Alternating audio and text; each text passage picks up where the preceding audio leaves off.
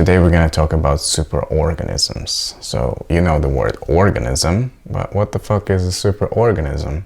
You are an organism, I'm an organism, but when you and I together, baby, we're something more. So a superorganism is an entity that is comprised of individual organisms that kind of coalesce and work together for the betterment of the collective, of the superorganism. They kind of share the goal and they share the rewards of that, but it's all kind of in the system of distribution that is, dependent on the superorganism itself. So in the list of superorganisms, you can include things like countries and companies, corporations, nation states, families, different political groups, affiliations, religious confessions. So these are all just examples of superorganisms, and there are many, many more. You might ask, so if I meet with a friend and we're together, are we a superorganism? And the answer is yes, you are. As long as you have a mutual goal or you have a task that requires you to cooperate and achieve some sort of goal, then you are a superorganism. Because when you are together with enough cooperation and reciprocity, you can achieve these goals quicker or easier as opposed to trying to achieve them on your own.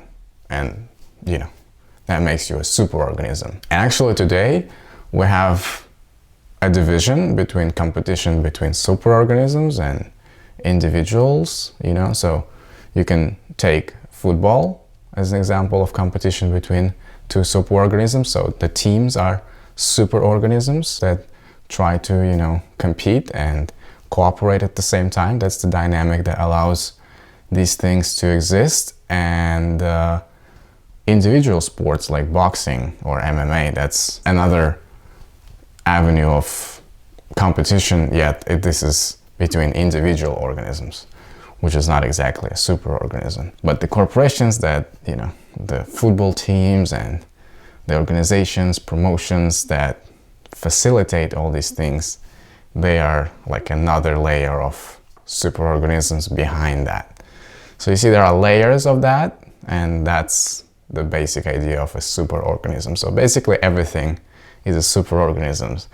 Not only that, evolutionarily, the superorganism and its use in the real world has been super advantageous, and that's why it exists, because it works.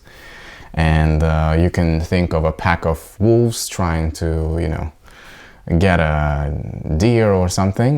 That's just one example of a superorganism ganging up on an individual organism just to achieve their mutual goal and eat that poor deer. But you can see the asymmetry of power when there is a clash between an individual and a superorganism. It's a little bit different thing. That's why in society we appreciate more, through sports and stuff like that, when there's a plain level field and individuals compete with individuals and corporations compete with corporations. But in nature, anything goes.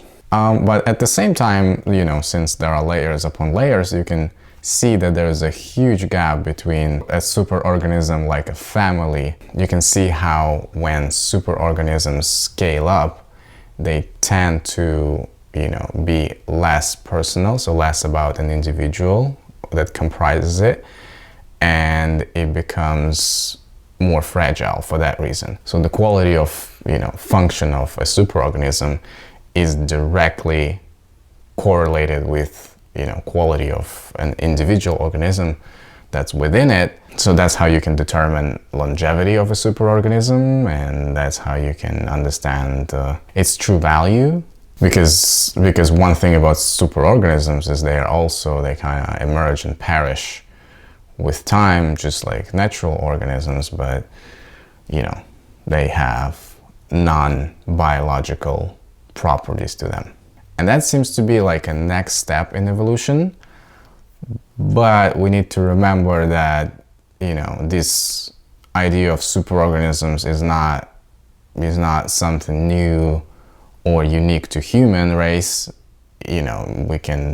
Other species have been rocking this shit for forever. You can take ants or bees and see what they're up to. You'll see that they're all about that superorganism lifestyle. Actually, you can consider yourself a superorganism, technically, because you are comprised of cells and individual cells and molecules and bacteria that all are interdependent and compete and cooperate with each other to sustain what you call yourself.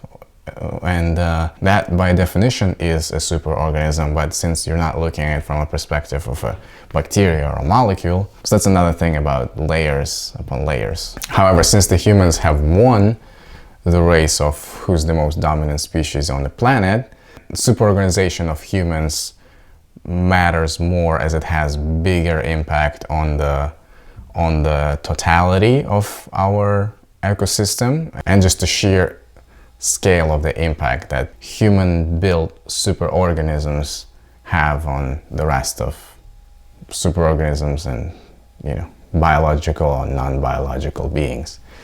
The advancement in technology and further digitalization have allowed for superorganisms to scale up to even bigger sizes, and it has facilitated the emergence of new superorganisms like social media. And actually, since it's all layered, these new networks have become a platform for growth of individual enterprises. So if you take Facebook or eBay or Instagram or some sort of platform, a social platform, there are people who use that to make a living and they're successful at that. And so in a sense, these superorganisms have built platforms for individual organisms to exist symbiotically within them and prosper. So I don't want you to have an idea of superorganisms as something that's 100% evil or negative. From this example, we can see that it's actually,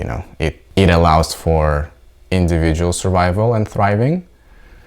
And these individual survivors we refer to as freelancers. And I happen to be one of them. And this is what's going on right now.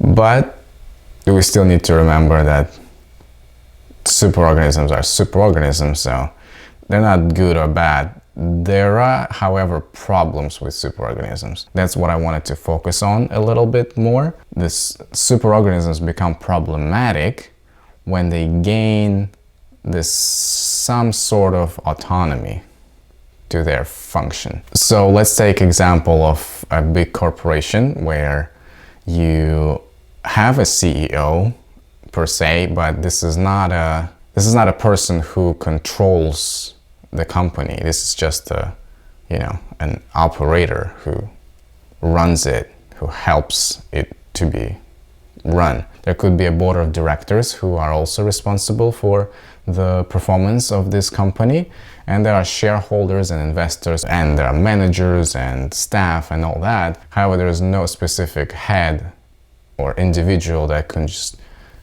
turn it off on his own volition. But even CEOs and boards of directors, they're still subjugated to shareholders and investors, and there is a system of symbiosis that exists within a superorganism that gains its autonomy, that puts no one in charge. It doesn't put an individual who can, with his decision, stop the whole operation. That's what I guess could be called an AGI or an AI, because it kind of has these properties.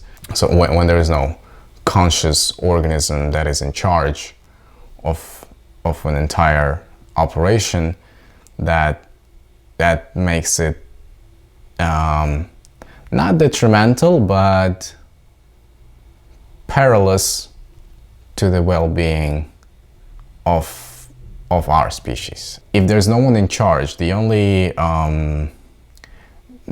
only directing force would be a incentive, and incentives could be good or bad, and that's basically the risk that we're running. So if we build a superorganism with bad incentives, it might, thrive and destroy everything just because it's been designed to do so. And we have built these things. We just don't have,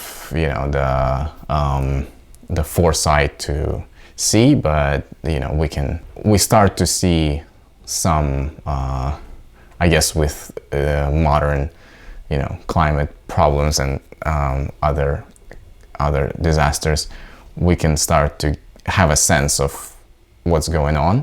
Yeah, so the companies who just don't give a fuck about anything else but the profit, and use all the resources to just capitalize and to grow profits, they are obviously not going to care about how they're going to get it, because a superorganism does not have ethical component to it, at least of a current design that we have.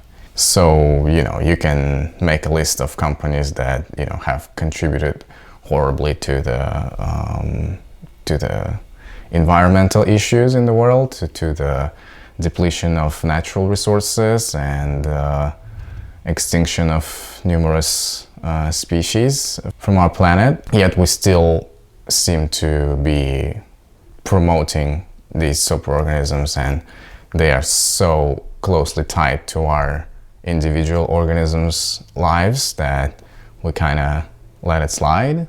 So I don't know. The other day I was listening to an interesting podcast by Nate Higgins, and this is a godfather of an idea of superorganism, so all credit to him. And he and his guests were discussing, the modern companies and material scarcity and energetic scarcity. And his guest was giving an example of how marketing distorts an image of what recycling is, and how companies abuse these kind of ethical ideas and movements for the sake of, again, making profit. And he was saying that with all the iPhones that we've been building since like 2015 or something, they've been designed in a way where they are impossible to be recycled, because it would take more energy to recycle them and to basically reuse these materials into something that could be used in production of more iPhones. So he completely just negated that idea, which was like refreshing, and I haven't thought of that you don't have this kind of image of 3 arrows that you produce something, then you recycle it, and then it's produced itself. That's not how it works. But we're all so dumb that we think, oh yeah, it's all good, I'm doing a good thing, I'm recycling.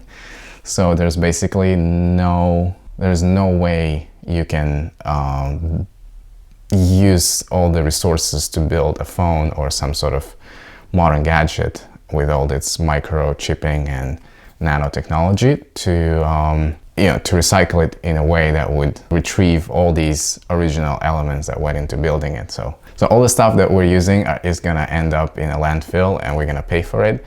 So I propose buy Vaseline, so at least it's not as painful. But and then in this case, you might be wondering, like, what the fuck can we do? And unfortunately, as an individual,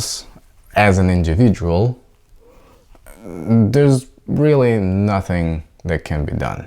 I mean, to be fair, to be honest, just let's stop deluding ourselves. And as an individual, you can't go out. As an antelope, you can't go against a pack of lions and fuck them all up. You can run, that's, to protect yourself, to save yourself, but in a modern world where we don't really operate like that, so there's nowhere to run, first of all. And Well, I guess you can pull an Elon Musk stunt and take over Twitter and whatever, and run it to the vision that you have. But then again, how many of us have the capital of Elon Musk and cognitive abilities that he has? That's probably something that 99.9% of us wouldn't be capable of doing. So let's chill on that idea of a superhero or some sort of unrealistic David versus Goliath outcome. Okay? Instead, what seems to be going on is that these superorganisms still come to clash because they all still exist in symbiosis or opposition within a bigger system, so we cannot escape the Matryoshka effect. And so what you could do is just join a superorganism that has the best chance of combating a superorganism that you oppose and you have problems with. But in the modern world, and with all these global crises, it seems like there is no organism that would be favorable for ethical reasons, because even if you take nation states that seem to be bigger than corporations, on paper, they still kind of exist in cahoots, in this symbiosis with other superorganisms, like intelligence, secret services, using social media to gain information. If this dynamic persists, that means that they benefit from each other, so they're not exactly in the interests of destroying each other. So there is no simple solution, and the complexities of all these systems make it even harder to find a solution as an individual. And yet here we are. So the tyrant, as an individual, as some sort of king, you can throw the idea away. It's not relevant anymore. But hey, think of superorganism tyrants now. That's cool. That's what you can paint in your paintings and sing in your songs. That's more avant-garde, shall I say.